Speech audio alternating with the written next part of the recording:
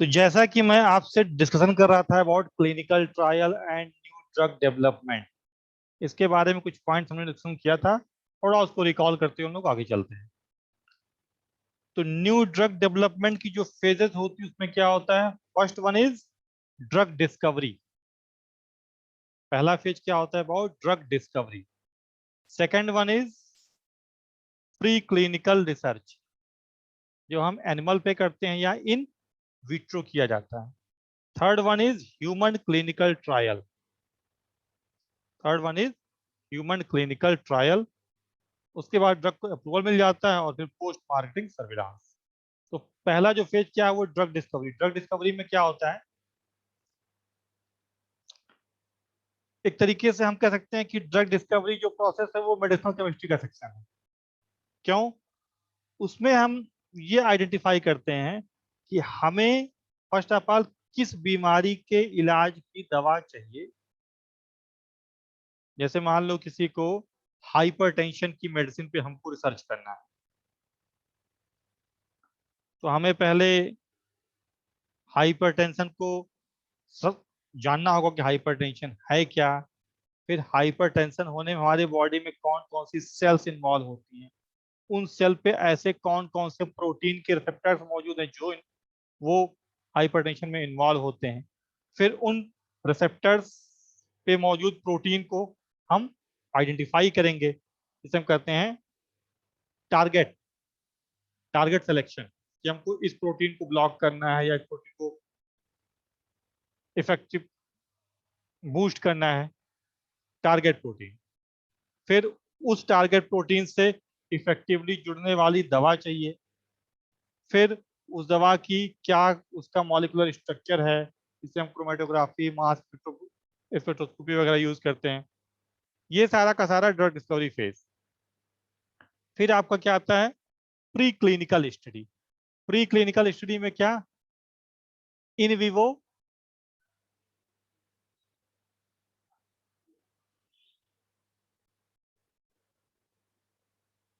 Pre clinical study में दो चीजें, in vivo and in vitro.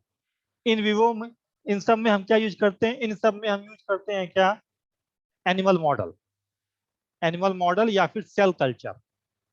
In vitro करना है तो सेल कल्चर, इन विवो करना है तो एनिमल मॉडल में आपका rat, mice, guinea pig, monkey, dog, cats, rabbit, इन सब का यूज किया जाता है।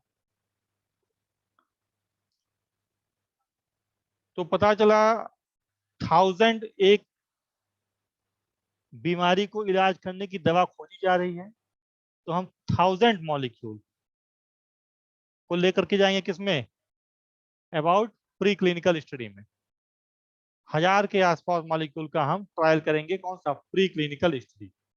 प्री क्लिनिकल स्टडी क्यों किया जाता है? प्री क्लिनिकल स्टडी करने का मेन मोटिव ये होता है कि हमको ये पता चल जाए कि कहीं उस दवा से कोई एकाएक दुष्परिणाम तो नहीं पैदा हो जा रहा है कि दवा देते ही पता चला खत्म हो गया। ऐसा तो नहीं हो रहा है। दूसरी चीज ये देखना कि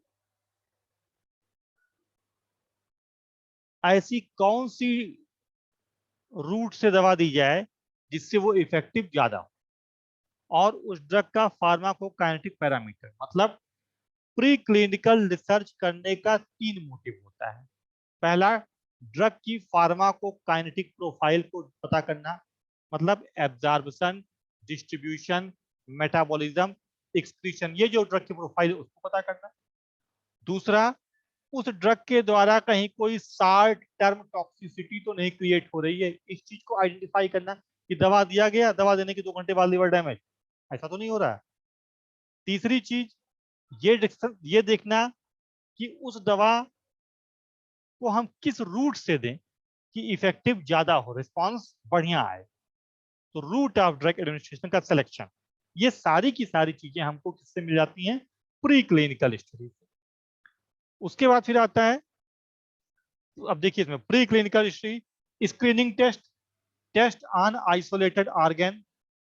और हमें देखना होता है कि मान लो हमने वो दवा दिया तो अलग अलग ऑर्गन पे उसका क्या इफेक्ट आ रहा है।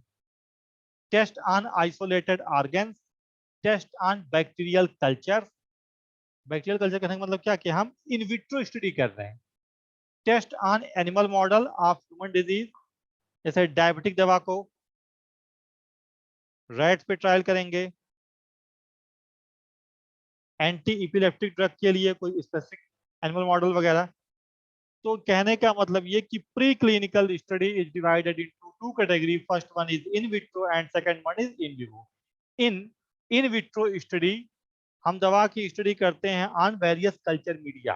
अब वो कल्चर मीडिया हो सकता हो किसी बैक्टीरिया का हो सकता हो किसी वायरस का हो सकता है ह्यूमन सेल का हो। जैसे मान लो हमें एंटी डायबिटिक प्रॉपर्टी देखनी है तो कहाँ पे देखेंगे?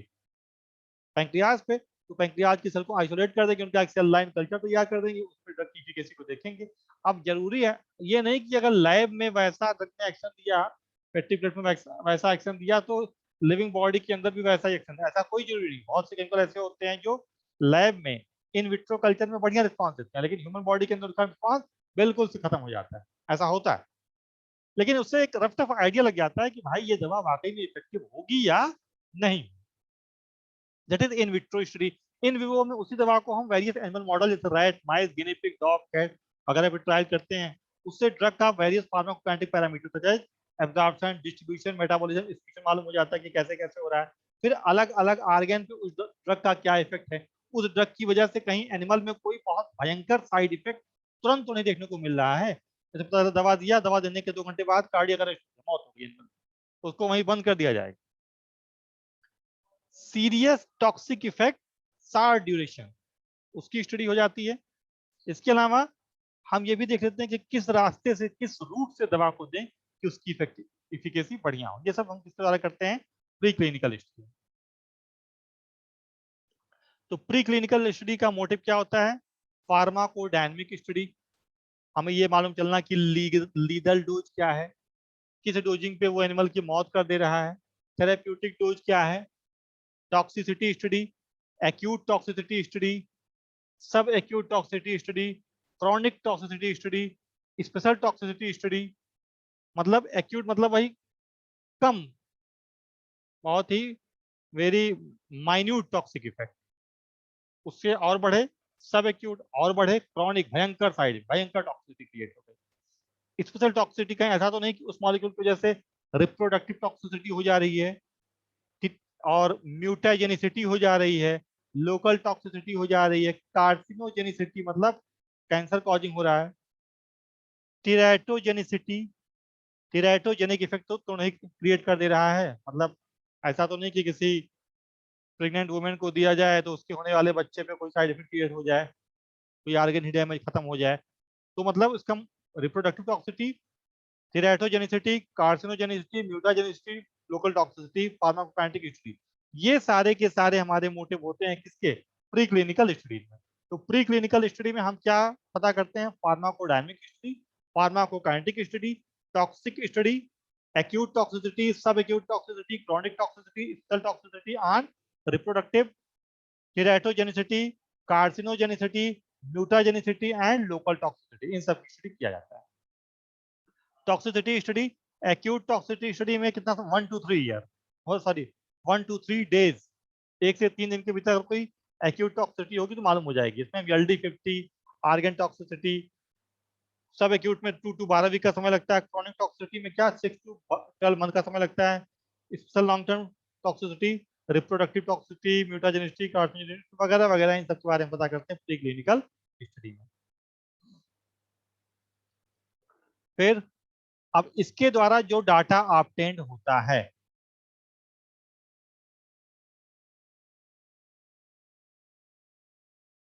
उस सारे के सारे डाटा को हम यूटिलाइज करते हैं इन इन्वेस्टिगेशनल न्यू ड्रग लाइसेंस को लेने में। इन्वेस्टिगेशनल न्यू ड्रग लाइसेंस हम अप्लाई करते हैं FDA के पास कि अब इस दवा का ये जैसे आपके पास प्री क्लिनिकल का डाटा आ गया तो आप FDA के पास जाएंगे, इन्वेस्टिगेशनल न्यू ड्रग लाइसेंस वो अप्लाई करेंगे।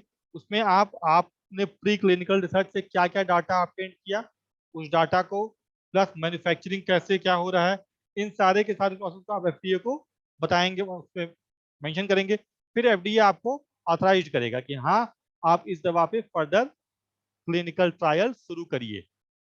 तो अगर हम यूएस की बात करें तो यूएस में वो जो क्लिनिकल ट्रायल की लाइसेंसिंग एजेंसी है जो लाइसेंस प्रोवाइड करती है कि हाँ आप उस दवा का क्लिनिकल ट्रायल शुरू करिए, वो यूएस में क्या है, FDA, food and drug administration. अपने इंडिया में क्या है, अपने इंडिया में DCGI, DCGI drug control general of India, drug controller general of India, DCGI, वो अप्रूव करती है कि पता चला आपने, जैसे कोविड है तो कोविड पे आपने कोई किसी दवा पे प्री क्लिनिकल डाटा वो स्टडी किया, फिर आपने बताया कि भाई इस डाटा से ये चीजें सामने आई, अब हम इस पे ह्यूमन क्लिनिकल ट्रायल करना चाहते हैं, तो वो ट्रायल के लिए आपको अप्रूवल कौन देगा, DCGI, drug controller general of India.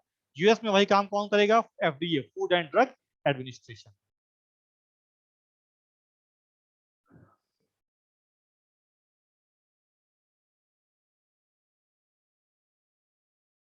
अब इसमें फिर इसमें एक चीज हम इंक्लूड करते हैं, क्या, GCP, good clinical practice. Good clinical practice का मतलब क्या, कि जहां पे आप उस क्लिनिकल ट्रायल को कंडक्ट कराएंगे वो सारा का सारा जो साइट होगा वो प्रॉपर क्लिनिकल प्रैक्टिस को फुलफिल करेगा। इसमें क्या क्या इंक्लूड होता है, protection of human rights as a subject in clinical trial, कि इंसान का जो ह्यूमन राइट्स है उसका प्रोटेक्शन होना चाहिए। जबरदस्ती आप नहीं किसी भी कर सकते कि जबरन किसी को उठाए और ट्रायल करने लगे, नहीं, ऐसा नहीं, ह्यूमन राइट्स का वायलेशन बिल्कुल नहीं होना चाहिए। Provides assurance of the safety and efficacy of the new, आप कुछ हद तक आपको आपको एश्योर करना पड़ेगा कि इससे भाई मरीज, पेशेंट को कोई नुकसान होने वाला नहीं है। आपको पूरा का पूरा एक डॉक्यूमेंटेशन करना होगा कि आप क्लिनिकल ट्रायल कैसे करेंगे, कहाँ करेंगे, उन क्लिनिकल ट्रायल में कितने लोग इन्वॉल्व हो रहे हैं, कितने डॉक्टर्स इन्वॉल्व हो रहे हैं, कितने स्पॉन्सर्स इन्वॉल्व हो रहे हैं, किस हॉस्पिटल में वो क्लिनिकल ट्रायल चलेगा, ये सारा का सारा डाटा आपको प्रीवियसली भेजना पड़ेगा with IND, investigational new drug development. फिर वो आपको ऑथराइज करेगा क्लिनिकल ट्रायल के लिए। अब फेजेज ऑफ क्लिनिकल ट्रायल, जैसा कि मैंने आपको पहले ही बताया था कि फेजेज ऑफ क्लिनिकल ट्रायल में फेज 1, 2, 3 एंड 4, ये आपके 4 फेज हैं। अमूमन पूरे के पूरे क्लिनिकल ट्रायल में 8 से 10 साल का समय लग ही जाता है। पूरे के पूरे ट्रायल में आपका 8 से 10 साल का समय लग जाता है। जैसे कोविड की वैक्सीनेशन की जब न्यूज आई तो बहुत से साइंटिस्ट ने सीधा कहा कि भाई कोई भी दवा को डेवलप होने में 8 से 10 साल का समय तो लग ही जाएगा। तो टोटल क्लिनिकल ट्रायल में 8 से 10 साल का समय लगेगा। अब फेज 1, 2, फेज 3 और फेज 4, इसके पहले एक फेज 0 ट्रायल भी होता है। फेज 0 ट्रायल में क्या होता है, फेज 0 ट्रायल में हम 10 से 15 स्वस्थ ह्यूमन वॉलंटियर्स को लेते हैं और उस पर दवा की मिनिमम डोज दिया जाता है, ये देखने के लिए कि भाई सेफ है कि नहीं। तो आप फेज 1, फेज 2, फेज 3, फेज 4, इन सारे फेज 1, 2, 3 तक आने में 8 से 10 साल का समय लग ही जाता है। पहली चीज तो ये। फेज 1 से पहले एक फेज 0 होता है। फेज 0 में हम बहुत ही स्मॉल नंबर ऑफ वॉलंटियर्स लेते हैं, 10 से 15 लोग, और उस पे उस दवा की बहुत स्मॉल डोज देते हैं, ये देखने के लिए कि कहीं कोई टॉक्सिसिटी तो नहीं क्रिएट हो रही है। फिर आपका आता है phase 1। Phase 1 is called as early clinical pharmacology and safety. Phase 2, therapeutic exploration and dose ranging. Third one is therapeutic confirmation and comparison. Phase 4 is post marketing surveillance and study. Basically phase 1 में क्या करते हैं, phase 1 में आप, अब एक एक को हम पढ़ते हैं। फेज 1, फेज 1 में हम 20 से लेकर के 80, आप एक नियर अबाउट डाटा मान लीजिए 50 ह्यूमन हेल्दी वॉलंटियर्स को लेते हैं। रेयरली जैसे कैंसर की दवा या एड्स वगैरह की जो दवा होती है उस पर जो रिसर्च होता है उसमें हम फेज 1 में पेशेंट को लेते हैं। कैंसर की दवा या एड्स की दवा के ट्रीटमेंट में हम फेज 1 में पेशेंट्स को लेते हैं, लेकिन जनरली हम क्या लेते हैं, human healthy volunteer, near about 50 के आसपास, carried out by qualified clinical pharmacologist or trained physician, doctors involve होते हैं, carried out in emergency setting, no blinding, open level, approx duration 1 year. इसमें नियर अबाउट 1 साल का समय लगता है। इसमें हमें यह देखना होता है, इसका जो मेन मोटिव होता है उस ड्रग की सेफ्टी देखना। एम्फेसिस क्या उसका एम्फेसिस है? सेफ्टी, दवा की सेफ है कि नहीं। भाई कोई भी दवा मरीज पे ज्यादा घातक दुष्परिणाम देगी, हेल्दी वॉलंटियर पे कम देगी। तो अगर हेल्दी वॉलंटियर पे दुष्परिणाम कम देगी उसकी अपेक्षा में तो हम आगे उस ट्रायल को बंद कर देंगे। तो इसका फेज 1 का मेन मोटिव क्या होता है? ये देखना कि दवा सेफ है कि नहीं है, दवा की सेफ्टी और टॉलरेबिलिटी। टॉलरेबिलिटी कहने का मतलब क्या? दवा की डोज को आप धीरे धीरे धीरे धीरे धीरे धीरे करके बढ़ाते हैं और वहां तक बढ़ाते हैं जहां तक कोई सीरियस साइड इफेक्ट आने ना पाए। मतलब फेज 1 का मोटिव क्या होता है? उस ड्रग की सेफ्टी और टॉलरेबिलिटी को इवेल्युएट करना। सेफ्टी मींस क्या? कि आप वो दवा देने के बाद देखेंगे कि हेल्दी ह्यूमन वॉलंटियर पे कोई दुष्परिणाम तो दवा से नहीं आ रहा है। दूसरा ये देखना कि उस दवा को देने के बाद उस दवा की डोज को हम धीरे धीरे धीरे धीरे बढ़ाते हैं, ग्रेजुअली, और उस लिमिट तक लेकर के जाते हैं जहां तक जाने पे दवा के वजह से कोई सीरियस साइड इफेक्ट तो नहीं आ रहा है। जैसे कोई एक बुखार नाशक दवा है, उसका डोज पड़े 10 mg, 20 mg, 30 mg, 40 mg, 100, 200, 300, 400, 500, response आ रहा है लेकिन कोई घातक दुष्परिणाम नहीं आ रहा। 100, 1000 पे पहुंचे तो अब सीरियस साइड इफेक्ट आ रहे हैं तो हम वहीं पर रोक देते हैं।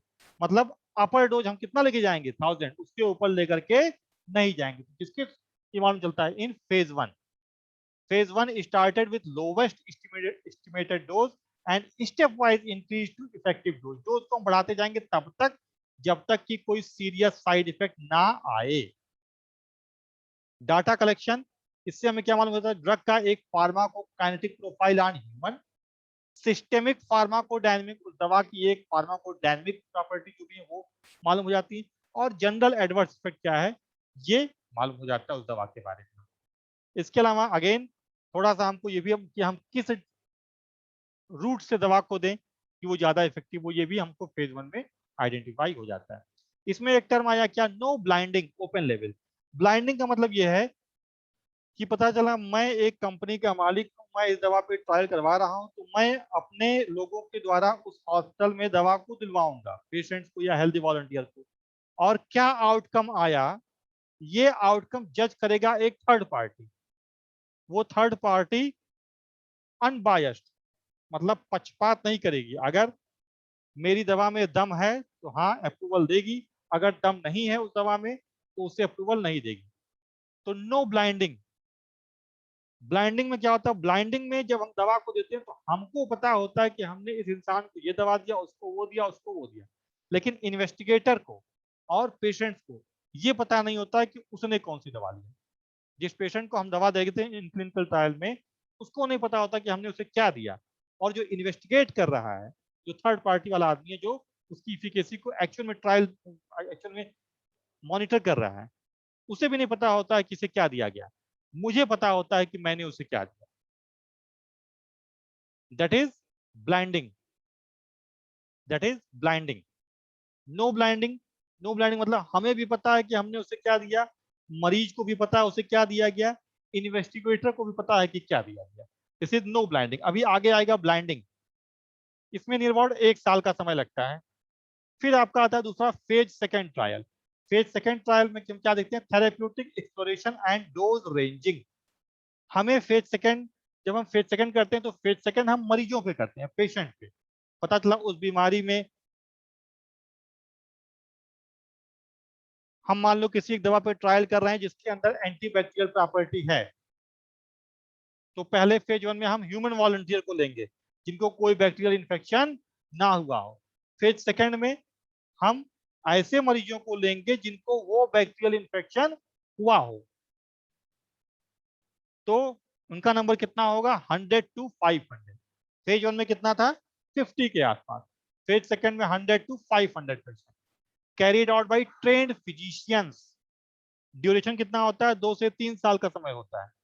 Type open level, blind, venue, 2 से 4 सेंटर्स पे ये कार्यक्रम किया जाता है। इस्टेब्लिशमेंट ऑफ थेरेप्यूटिक इफिकेसी, इसमें क्या देखना होता है, इस ये करने का मेन मकसद होता है कि भैया ये दवा इस बीमारी में काम आ रही है, ये दवा इस बीमारी में काम आ रही है, हाँ वाकई इस दवा में थेरेप्यूटिक इफिकेसी है। इस चीज को आइडेंटिफाई करने के लिए हम क्या करते हैं, phase second means establishment of therapeutic efficacy of drug in a specific particular disease. आप ध्यान रखिए, phase second trial always carried out on patients. Number of patient कितने होंगे, 100 to 500। 2 से 3 साल का समय लगता है, 2 से 4 सेंटर्स होते हैं, मरीजों पे किया जाता है ये देखने के लिए कि हाँ ये दवा वाकई इस बीमारी में कामयाब है। इसके बाद आपका आता है phase third trial. Phase third trial में क्या होता है, therapeutic confirmation and comparison. Phase third में, अच्छा एक चीज और है कि फेज सेकंड से हमको थेरेप्यूटिक डाटा भी मिल जाता है और सेफ्टी डाटा भी मिल जाता है कि हाँ ये दवा अब सेफ है, थेरेप्यूटिक है, कोई घातक दुष्प्रभाव उसका नहीं है। फेज थर्ड किस लिए, थेरेप्यूटिक कंफर्मेशन एंड कंपैरिजन। अब फेज थर्ड जो हम ट्रायल करते हैं वो नंबर ऑफ पेशेंट कितने होते हैं, 500 टू 3000, 500 टू 3000। जैसे अभी आपने सुना होगा कि जो भारत बायोटेक की वैक्सीन थी कोवैक्सीन, उसका फेज 3 ट्रायल अभी कंप्लीट नहीं हुआ था। कब, इन मार्च, जब कोविड एकदम पीक पे बढ़ना शुरू हुआ मार्च अप्रैल में इस ईयर, तो कोवैक्सीन का फेज थर्ड ट्रायल नहीं हुआ था। फेज थर्ड ट्रायल का डाटा अभी 15-20 दिन पहले उन्होंने जो है पब्लिश किया है। लेकिन चूंकि वो किल्ड वायरस वैक्सीन थी और इनएक्टिवेटेड वायरस वैक्सीन थे, इसलिए उसमें ये उम्मीद थी कि भाई वो इफेक्टिव हो या ना हो, लेकिन साइड इफेक्ट तो क्रिएट या कोई टॉक्सिसिटी वगैरह तो नहीं होगा, इसीलिए गवर्नमेंट ने उसको अप्रूवल दिया था। तो फेज थर्ड ट्रायल हम 500 से 300 मरीजों पे करते हैं। इसमें कई फिजिशियन इन्वॉल्व होते हैं। इसमें हमको ये देखना होता है कि जो हमारे पास उस बीमारी के इलाज के लिए पहले से दवा मौजूद है, हमारी वाली दवा उस पहले वाली दवा से ज्यादा बढ़िया है या उससे ज्यादा बढ़िया नहीं। जैसे मान लो टी, हमने एक मालिक्यूल, हमने मान लो आपसे एक कोई कहा कि पता चला एक ड्रग है ए, वो ड्रग एंटी ट्यूबरकुलर प्रॉपर्टी लिए हुए है, तो उस ड्रग का हम प्री क्लिनिकल करेंगे, फेज 1 करेंगे, फेज 2 करेंगे, तो फेज 2 में आ जाएगा कि हाँ टीबी के बैक्टीरिया को ये दवा इफेक्टिवली खत्म करती है, सही बात है। अब फेज 3 में हम ये देखेंगे कि हमारी जो दवा ए है वह दवा पहले से मौजूद टीबी के दवाओं से ज्यादा इफेक्टिव है या कम इफेक्टिव है। जैसे पहले थे रिफैम्पिसिन, आइसोनियाजिड, इथाम्ब्यूटाल, स्ट्रेप्टोमाइसिन, जो भी ये दवाएं हैं, इनसे हमारी दवा ज्यादा बढ़िया है या उतना बढ़िया नहीं है, उसका क्या कंपैरिजन इसमें हम करते हैं फेज थर्ड में।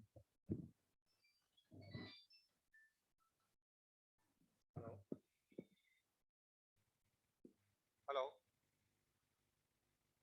Hello hello.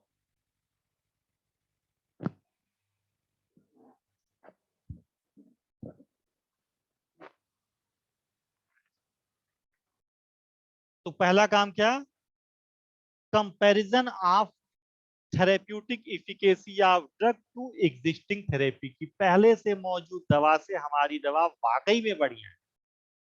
भाई अगर पहले से मौजूद दवा से बेकार है, उतनी इफिकेसी नहीं है, तो हम उस दवा को क्यों बनाएंगे जो हमारे पास ऑलरेडी है। तमाशे में तो नहीं बनाते हैं, मौज में बना दिया कोई दवा। Aims to compare new drug थेरेप्यूटी sorry therapeutic therapeutic efficacy in comparison to existing drugs.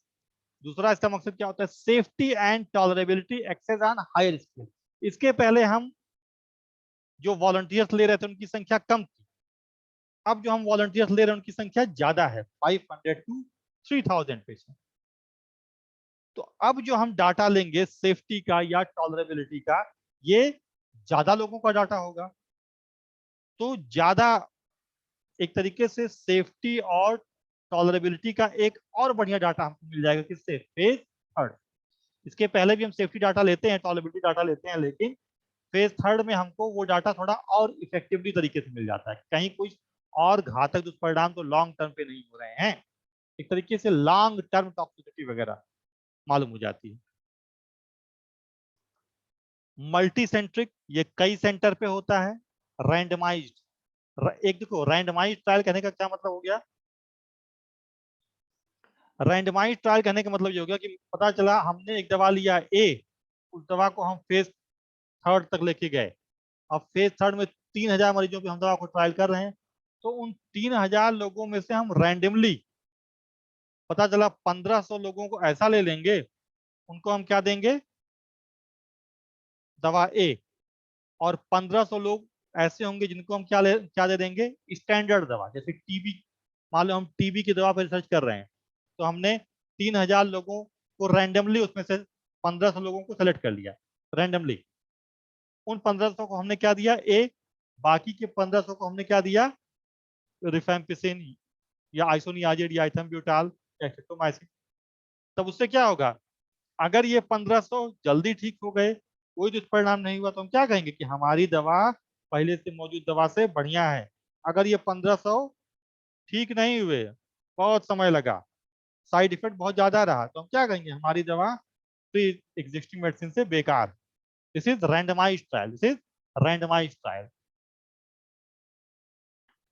एक आता है इसी में प्लेसिबो कंट्रोल। प्लेसिबो कंट्रोल कहने का क्या मतलब हो गया, प्लेसिबो प्लेसिबो कंट्रोल कहने का ये मतलब हो गया कि पता चला हमने एक आदमी को दिया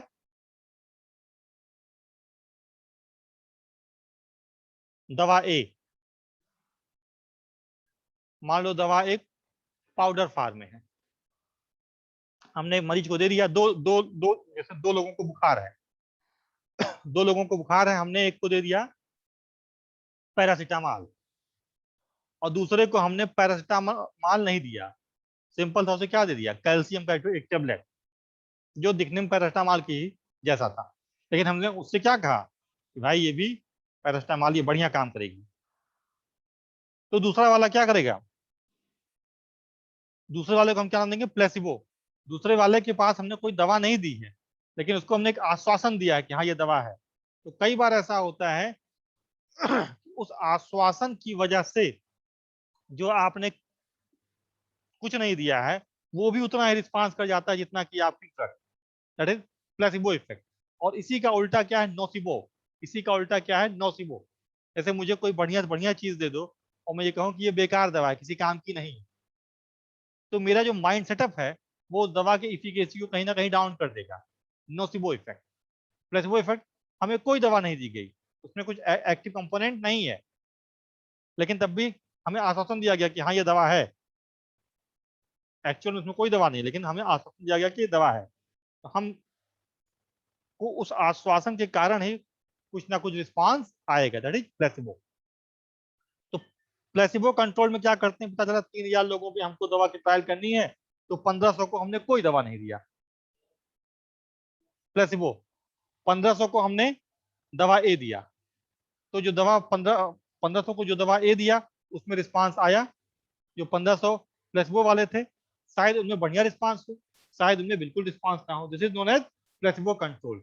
डबल ब्लाइंड क्या, डबल ब्लाइंड में जो स्पॉन्सर कर रहा है उसे पता होता है कि किस मरीज को क्या दवा दी गई है, लेकिन उस पेशेंट को और जो इन्वेस्टिगेटर फिजिशियन है उसे ये पता नहीं होता है कि कौन सी दवा किसे दी गई।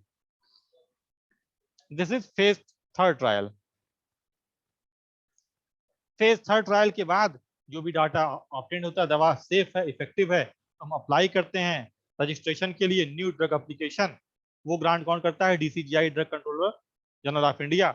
उसके बाद हम उस दवा को कंपनी से बनवा के मार्केट में सप्लाई करते हैं। Average time for approval registration के लिए कितना, 2.5 साल लगता है।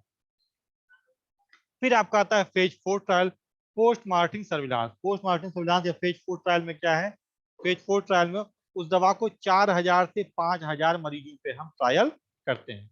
उसमें दवा की इफिकेसी, टॉलरेबिलिटी और एडवर्स इफेक्ट को देखा जाता है मार्केट में आने के बाद, that is called as post marketing surveillance या पीएमएस। पीएमएस को हम करते हैं 4,000 से 5,000 मरीजों के ऊपर, उसमें दवा की इफिकेसी और टॉलरेबिलिटी, दवा जब मार्केट में आ गई फिर भी हम उसको सर्विलांस पे लेंगे कि भैया दवा खाने में कोई दिक्कत तो नहीं हुआ। उसके लिए फार्मा को विजिलेंस की टीम होती है, वो देखती है कि कहीं दवा से कोई दुष्परिणाम मार्केट। बहुत बार ऐसा होता है कि दवा 10 साल तक कोई साइड इफेक्ट नहीं हुआ, लंबे समय तक यूज किया गया कई 4,000 से 5,000 लोगों में, तो कुछ साइड इफेक्ट देखने को मिला। वो किससे हम टेस्ट आउट करते हैं? Post marketing surveillance.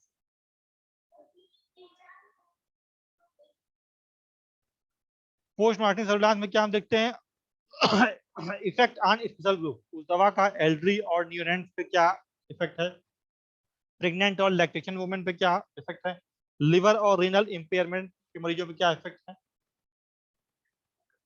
उसमें और क्या चेंज किया जा सकता है, modify reduce doses for additional route of administration, fix dose combination, कुछ अगर उसमें चेंज करना हो ताकि दवा का साइड इफेक्ट कम से कम हो सके, तो वो सब हम पोस्ट मार्केटिंग सर्विलांस के अंतर्गत करते हैं।